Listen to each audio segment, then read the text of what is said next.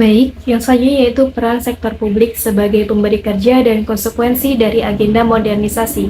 Bab ini menelusuri proses reformasi layanan publik selama beberapa dekade terakhir sebelum meneliti implikasinya bagi sektor publik, pekerjaan dan penentuan gaji. Diakhiri dengan menguraikan konsekuensi agenda modernisasi dan meneliti paradoks yang tampak bahwa sejak 1997, sektor publik telah tumbuh dalam hal jumlah staf tetap dan pendapatan mereka. Tetapi perubahan ini disertai dengan ketidakpuasan tenaga kerja terhadap agenda reformasi. Hal ini disebabkan oleh menonjolnya rezim, target yang tersentralisasi dan terarah yang telah melemahkan tenaga kerja dan sektor publik. Selanjutnya, negara sebagai pemberi kerja. Maksudnya adalah meskipun reformasi telah berlangsung selama lebih dari 2 dekade, banyak karakteristik pekerjaan layanan publik masih berasal dari peran unik negara sebagai pemberi kerja. Negara juga terus menggunakan kewenangannya untuk menjadi pemberi kerja teladan yang menyoroti praktik hubungan kerja yang efektif. Negara juga bertanggung jawab atas pengeluaran publik yang sebagian besar berasal dari perpajakan. Selanjutnya, reformasi sektor publik dan tradisi pengusaha teladan.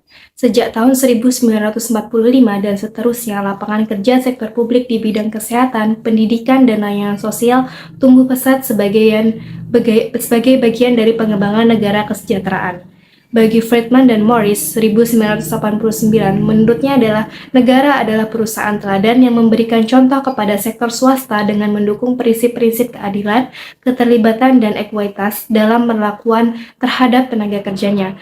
Prinsip-prinsip ini dikaitkan dengan dorongan keanggotaan serikat pekerja, dukungan untuk sistem terpusat dari kolektif perundingan, dan bentuk-bentuk partisipasi tenaga kerja lainnya yang mendorong ekspresi dan penyelesaian keluhan. Selanjutnya, warisan konservatif. Pemerintahan konservatif, Mr. Thatcher terpilih di tengah gelombang sentimen anti-serikat pekerja dan memulai program reformasi sektor publik yang berlanjut hingga 1997. Tujuan utamanya adalah untuk mengurangi ukuran sektor negara dan menanamkan prinsip-prinsip pasar dalam layanan publik inti yang tersisa.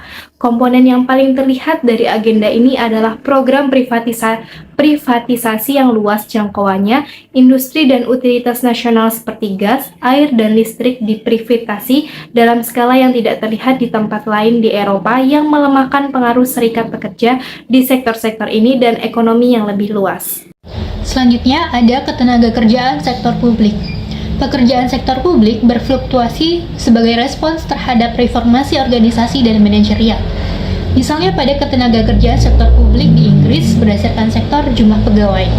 Nah, pada tahun 1981, 29% karyawan bekerja di sektor publik, dan ini turun tajam selama tahun 1980-an, dan terus menurun pada tahun 1990-an. Ini kata Person 1994. Nah, pada akhir tahun 1990-an, pemerintah buruh mulai meningkatkan pengeluaran publik secara substansial, dan ini menghasilkan peningkatan dalam pekerjaan publik. Memuncak pada lebih dari 20% dari angkatan kerja pada tahun 2005, sebelum menurun sedikit untuk mempekerjakan hanya di bawah 5,8 juta karyawan pada tahun 2008. Data ketenagakerjaan agregat menutupi variasi yang cukup besar dalam pertumbuhan relatif ketenagakerjaan sejak 1997. Pertumbuhan yang paling terkonsentrasi terjadi di bidang kesehatan, pendidikan, dan di kalangan polisi. Perubahan penting kedua dalam tenaga kerja sektor publik berkaitan dengan komposisinya. Di seluruh layanan publik, peran profesional sebagai penyedia layanan yang dominan telah dilengkapi dengan pembentukan peran praktisi baru dan peningkatan tanggung jawab pekerjaan yang ada, seperti asisten perawatan kesehatan. Nah, terakhir, ada banyak analisis mengenai kualitas pekerjaan layanan publik.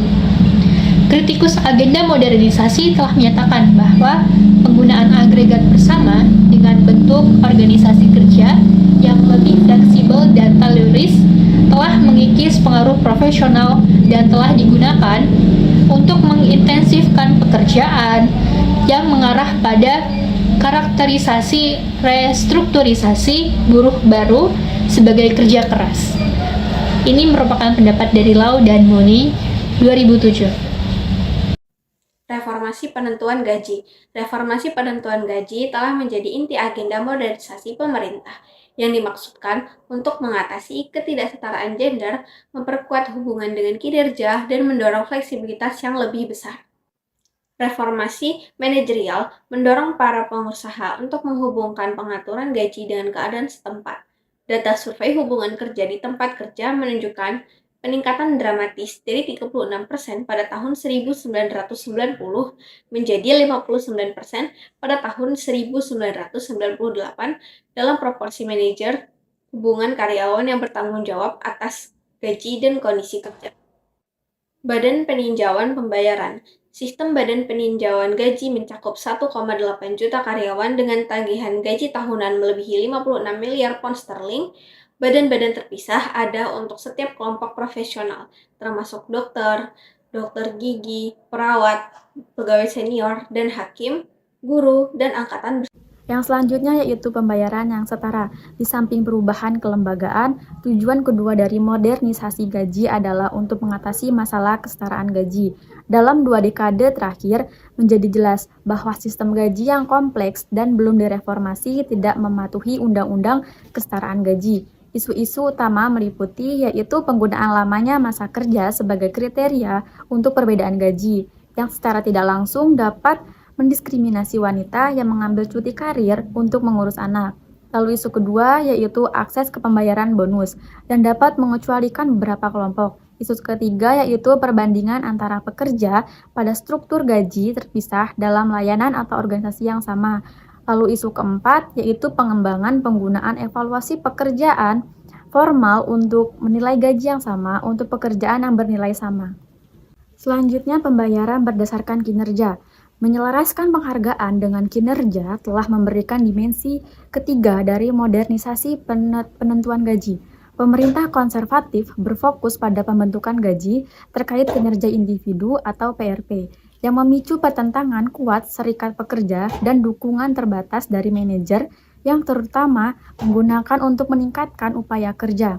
Pemerintah buruh mengadopsi pendekatan yang jauh lebih luas terhadap penghargaan di mana berbagai insentif, termasuk insentif menggaji, ini harus digunakan untuk memotivasi kinerja yang baik dan mendorong retensi.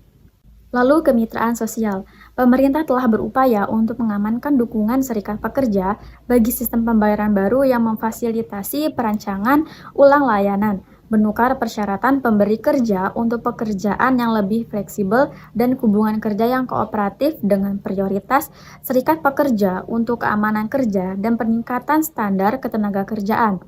Forum layanan publik tripartit dibentuk di tingkat nasional untuk memperkuat dialog antara pemerintah, serikat pekerja, dan pemberi kerja. Tetapi perkembangan yang paling penting telah terjadi di tingkat sektoral. Modernisasi gaji dan reformasi tenaga kerja, variasi sektoral terhadap layanan sipil. Layanan sipil di Inggris mengalami reformasi untuk meningkatkan efisiensi dengan fokus pada sistem gaji yang lebih adil dan transparan. Reformasi ini melibatkan kerjasama antara pemerintah dan serikat pekerja, termasuk sistem observasi gaji independen dan kerjasama antara pemerintah dan serikat pekerja.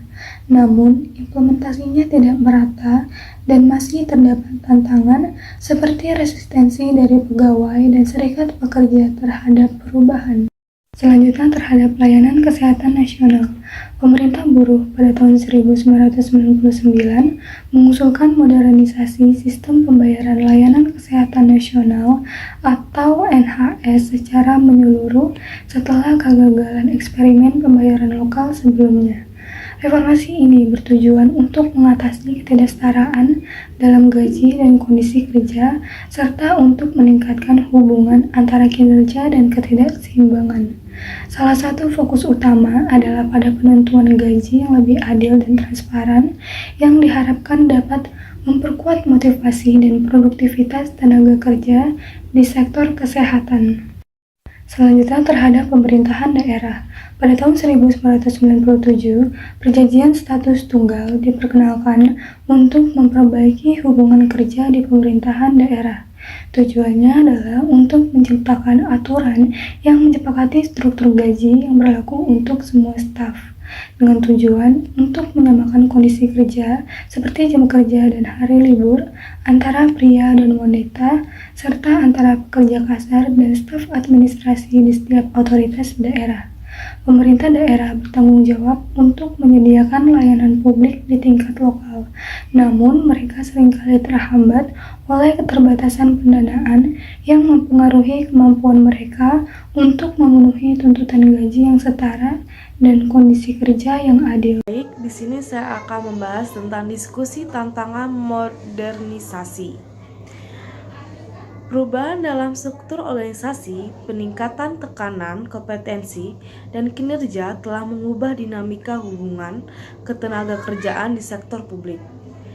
Serikat pekerja yang mendominasi di sektor ini harus menyesuaikan strategi mereka untuk menjaga keanggotaan dan relevansi di tengah perubahan ini. Penurunan keanggotaan serikat, meskipun serikat pekerja di sektor publik masih mendominasi, ada penurunan dalam kepadatan keanggotaan yang menurun dari 84% pada tahun 1980 menjadi 57% pada tahun 2004. Penurunan ini mengikis kredibilitas serikat dan membatasi efektivitas mereka dalam negosiasi di tempat kerja. Selanjutnya, upaya modernisasi di sektor publik menimbulkan tantangan terutama dalam hal fragmentasi dan alih daya layanan publik. Serikat pekerja harus mengikuti anggota mereka ke sektor swasta untuk mempertahankan keanggotaan yang sulit karena harus berhadapan dengan banyak pengusaha dan unit perundingan.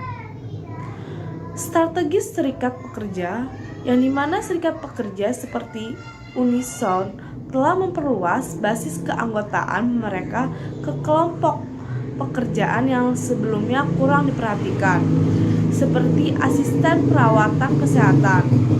Ini menunjukkan bahwa serikat pekerja telah memperkuat proses manajemen mereka untuk mencapai tujuan organisasi yang penting. Pengusaha di sektor publik menghadapi tantangan dalam menyeimbangkan tuntutan pemerintah dan kebutuhan internal mereka, terutama dalam hal upaya dan retensi staf profesional.